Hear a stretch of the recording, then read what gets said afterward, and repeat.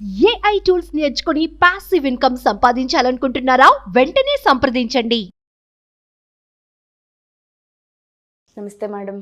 నమస్కారం అండి. ఇప్పుడు మనం చూసుకున్నట్టయితే 5 years బేబీ నుంచి ఇంకా ఏ ఏజ్ వాళ్ళైనా కానివ్వండి, మొబైల్ అడిక్షన్ చాలా ఎక్కువగా మనం చూస్తున్నాం. స్క్రోల్ చేసిన వాళ్ళని చేసినట్టే ఉంటూ ఉంటాం. 24 hours ఈజీగా ఇట్టే అయిపోతున్నాయి అంటే అసలు నమ్మశక్యంగా లేదు. సో దాని నుంచి బయటికి రావాలంటే, ఎందుకంటే ఇంట్లో ఫాదర్ మదర్ ఇద్దరు బిహేవియరే పిల్లవాడికి కానీ పిల్లకి కానీ వచ్చేస్తూ ఉంటుంది, ఎస్పెషల్లీ మొబైల్ అడిక్షన్. దాని నుంచి ఏ అలవాట్లైనా ఎటువంటి బిహేవియర్ అయినా వచ్చే అవకాశం చాలా ఎక్కువగా ఉంటుంది. మనుషులు చూసి నేర్చుకోవాల్సిన ఆహారపు అలవాట్లు కానివ్వండి, జీవనశైలి కానివ్వండి, మొబైల్ చూసి నేర్చుకునే పరిస్థితికి వెళ్ళిపోయామంటే ఆశ్చర్యపోనవసరం లేదు. సో దాన్ని ఏ విధంగా మనం ఓవర్కమ్ చేయాలి, దాని నుంచి వచ్చే ఎఫెక్ట్స్ ఒకసారి చెప్తారా?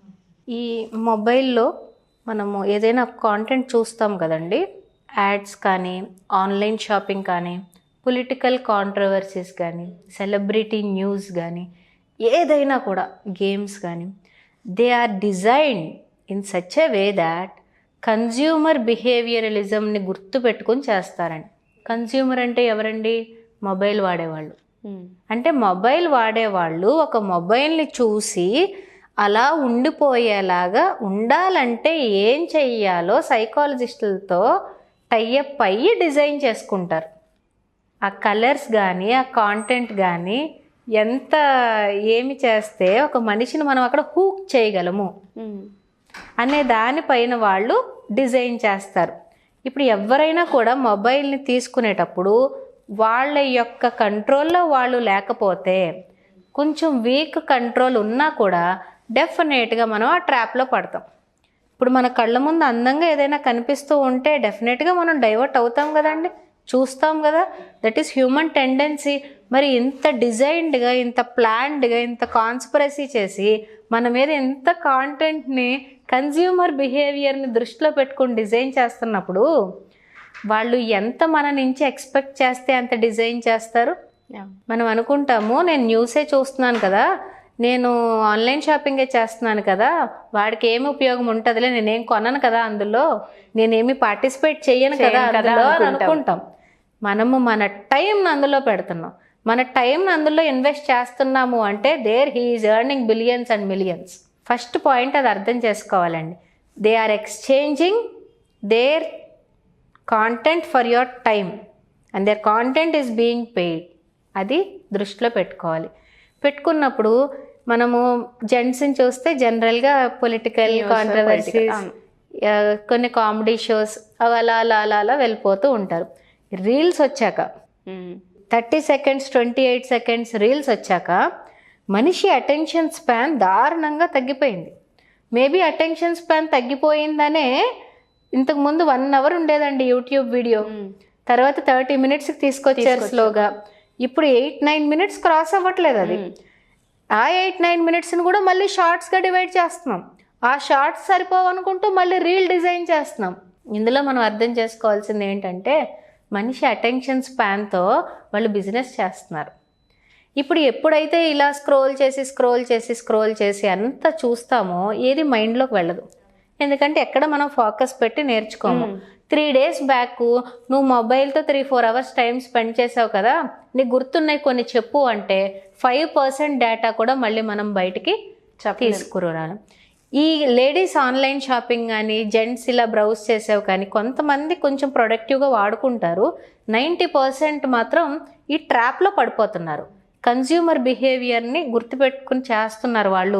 నేనేంటి ఇలా పడిపోతున్నాను అనే విషయం వాళ్ళకి తెలియక ఇలా స్క్రోల్ చేస్తూ ఒక్కొక్కసారి 2 hours, ఒక్కొక్కసారి 3 hours అలా స్క్రోల్ చేస్తూ వెళ్ళిపోవడాన్ని మనం స్క్రోలింగ్ డౌన్ సిండ్రోమ్ అంటాము.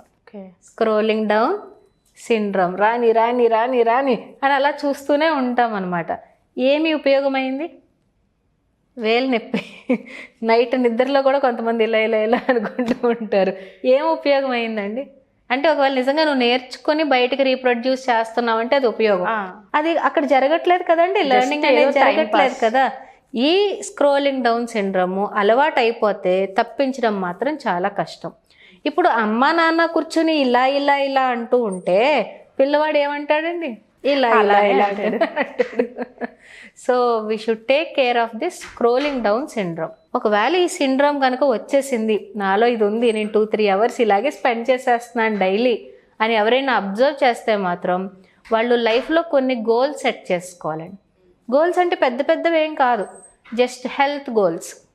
ఈ డేలో నా హెల్త్ గోల్ ఇది, ఈ డేలో నా ఫినాన్షియల్ గోల్ ఇది, ఈ డేలో నా సోషల్ గోల్ ఇది, నా స్పిరిచువల్ గోల్ ఇది, నా ఫ్యామిలీ గోల్ ఇది అని చిన్ని చిన్ని గోల్స్ వాళ్ళు ఎప్పుడైతే ఒక చోట రాసుకుంటారో, వాళ్ళు మొబైల్ కనీసం చూసేటప్పుడు ఆ వాల్ పేపర్ అది పెట్టుకుంటే ఈ 5 గోల్స్ ఏవైతే ఉన్నాయో social, spiritual, family, financial and health goals వాళ్ళ మొబైల్ పైన వాల్ పేపర్ పెట్టుకుంటే కొంచెం నోట్ ప్యాడ్లో రాసుకొని వాళ్ళకి అర్థమవుతుంది, ఇన్ని ఉన్నాయి కదా నేను ఈ డేలో చిన్నగా చేసుకోవాల్సినవి, నేను ఇందులో పడి టైం ఎందుకు వేస్ట్ చేసుకుంటున్నాను అనుకుంటా.